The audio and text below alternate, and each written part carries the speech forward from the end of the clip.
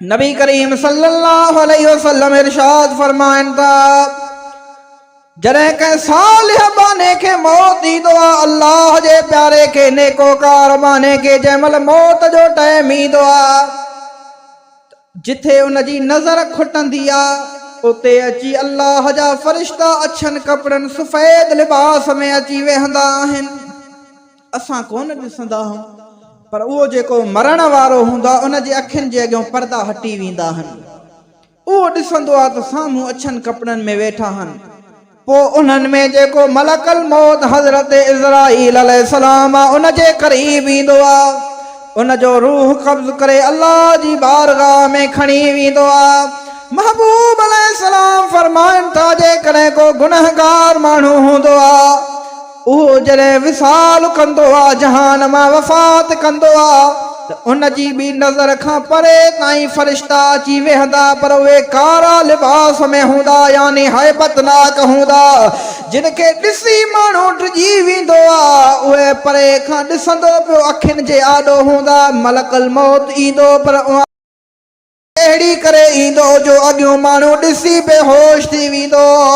महबूब अलैहिस्सलातु वस्सलाम फरमाइनि था उहो उनजो अची रूह कब्ज़ कंदो। रूह कब्ज़ करे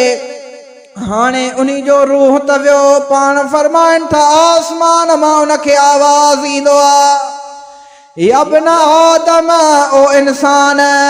तो दुनिया में रहियो है माण्हुनि जे कारण हाणे माण्हू तुंहिंजा मिट माइट तुंहिंजो रूह कब्ज़ थी वियो आहे सभई तुंहिंजे मथां रोइनि पिया। दुनिया में तूं रोईंदो कोन है तूं हिननि खे खिलाईंदो ऐं कचहरियूं कंदो है अॼु छा थी वियो आहे जो तूं हिननि सां ॻाल्हाई कोन थो कहिड़ी वजह जे करे चुप कयूं वेठो आहे हो तुंहिंजे मथां रोइनि पिया। अॼु हिननि खे जवाबु ॾे न। फरमाइनि था उन्ही खां पोइ जंहिं महिल उनखे खणी ईंदा गुस्ल ॾियण जे लाइ आसमान मां आवाज़ ईंदो आहे ओ इंसान तूं दुनिया में हुए त पाण पंहिंजी मर्ज़ीअ ते विहजंदो हुए उहा तुंहिंजी ताक़त काॾे वई जंहिंसां बि तूं पाण पाणी हारींदो हुए अॼु ॿिया विहजारे रहिया अथई। अॻु में त पंहिंजी मर्ज़ीअ ते कपिड़ा वठी सिबाईंदो हुए उचे में उचो कपिड़ो उची सिलाई सभु कुझु भलो करे तूं पाईंदो हुए अॼु छा थी वियो अथई तोखे कपिड़ा पाराइनि था उहे बि ॿिया ऐं उहे बि अण सुबियल कपिड़ा सुबियल बि कोन्हनि छा थी वियो अथई। हुज़ूर अकरम सल्लल्लाहु अलैहि वसल्लम फरमाइनि था जंहिं महिल उतां खणी ईंदा गुस्ल कफन ॼारे खणी ईंदा त वरी घर खां ॿाहिरि खणंदा त उनखे आवाज़ ईंदो आहे ए इंसान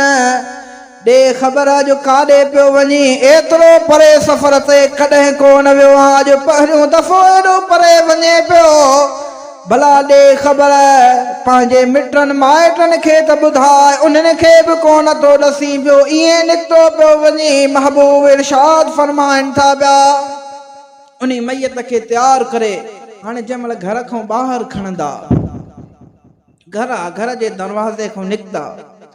फरमाइनि था उहो मैयत तमाम वॾे आवाज़ में दाहूं कंदो आहे। उहे दाहूं जिन ऐं इंसान कोन ॿुधनि बाक़ी वण जानवर हर शइ ॿुधंदी आहे।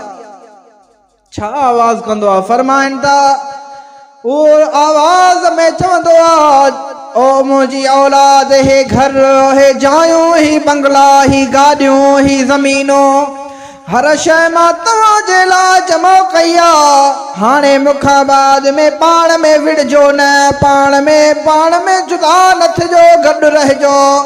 पंहिंजी औलाद खे इहे दाहूं करे चवंदो वेंदो आहे। पाण फरमाइनि था जंहिं महिल उहो माण्हू खणी अची क़ब्रिस्तान में ईंदा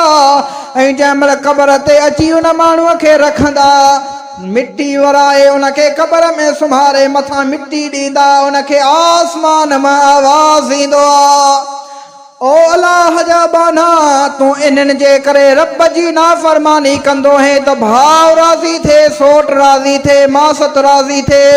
ये मिट माइटनि खे राज़ी कंदो हुए हाणे ॾे ख़बर उहे त तोखे अल्लाह जे हवाले कयूं था वञनि उहे त छॾियूं पिया वञनि हाणे रब जे हवाले या रब जी मर्ज़ी आहे तोखे माफ़ करे या अज़ाब ॾे।